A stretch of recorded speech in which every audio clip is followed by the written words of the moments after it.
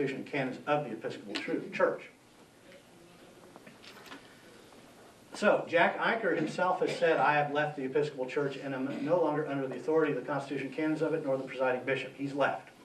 On November 24th, the same date, 2008, I apologize for the year, the Standing Committee of the Diocese wrote this, and the Standing Committee, for your information, is a committee of, I think, 6 people. I think there are 3 lay and 3 clergy, who are the ecclesiastical authority for the diocese in the absence of the bishop. So if the bishop retired or died or whatever, there was no bishop, the Standing Committee would be the body of folks that would have the same authority as a bishop. They can't do bishop things like ordain people, but they can do everything else. So the Standing Committee of his organization wrote this, which was the former Standing Committee of our diocese. The Standing Committee of the Episcopal Diocese of Fort Worth is a member of the province of the Southern Cone as of that date, and Bishop Eicher is a member in good standing of the House of Bishops of the province of the Southern Cone. So not only has the former Bishop Eicher said he's left the Episcopal Church, but the Standing Committee has said that they have left and have stated that the former Bishop Eicher is no longer a member of the Episcopal Church, but a bishop in good standing in another church. All right? They continued, we wonder by what authority the presiding bishop of the Episcopal Church in the United States presumes to inhibit a bishop of the province of the Southern Cone. Well, I'm not sure what you'd call that.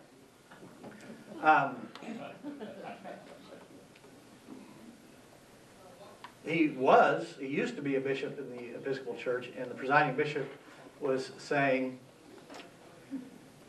we acknowledge that you are no longer a member of the Episcopal Church. You have left the Episcopal Church. He's right, you can't inhibit somebody who's not a member of your church, but this is an acknowledgement that you have in fact left, so that we all know that Jack Eicher is not an Episcopal bishop, not a bishop in the Episcopal Church. Then on December 5th of 2008, I apologize, the presiding bishop of the Episcopal Church wrote this in a very formal legal document, 1 page, you can get it on the internet. In accordance with the Constitution and canons of the Episcopal Church and with the advice and consent of the Advisory Council of the presiding bishop, and the Advisory Council to her is canonically defined as all the bishops or presidents or vice president bishops in all of the Episcopal Church provinces. So we have 9 provinces, that would be 9 bishops. So her council of advice, her advisory council, are 9 bishops in the Episcopal Church. With the advice of that council and consent of that council and other bishops as well, the presiding bishop wrote this, that I, presiding bishop, have accepted the renunciation of the ordained ministry of this church, made in writing on November 24, 2008 by the Right Reverend Jack Leo Eicher, Bishop of Fort Worth. So she's accepted that he has said, I've left, and then says, who, Jack Eicher, is therefore removed from the ordained ministry of this church and is deprived of the right to exercise the gifts and spiritual authority as a bishop in this church. So when you leave, and the Episcopal Church says you've left, and no longer are you part of the Episcopal Church, but you have no authority, you can't exercise the ministry of ordained ministry of the Episcopal Church anymore. You can do it in another church. You can become a Roman Catholic and do what they do. You can become a Church of the Southern Cone and do what they do. You can become a Baptist or a Lutheran, anything.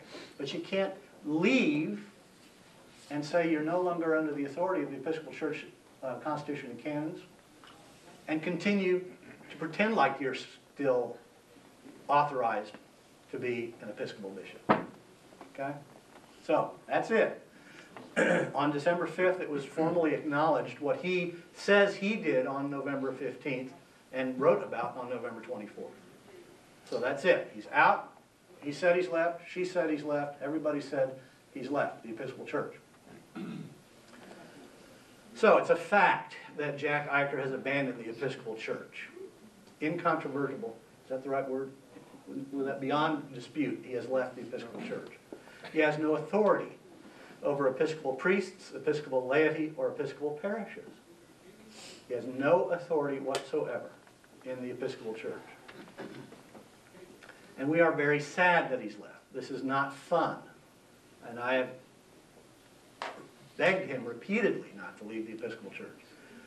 It's not something I wanted. Nobody wants anybody to leave the Episcopal Church. But he has left. He has left. And others have left. And we wish them Godspeed in the pursuit of the vocation of all Christians to follow Christ, as their conscience dictates. All right? So, secondly, All Saints Episcopal Church has remained true to its identity. We know who we are.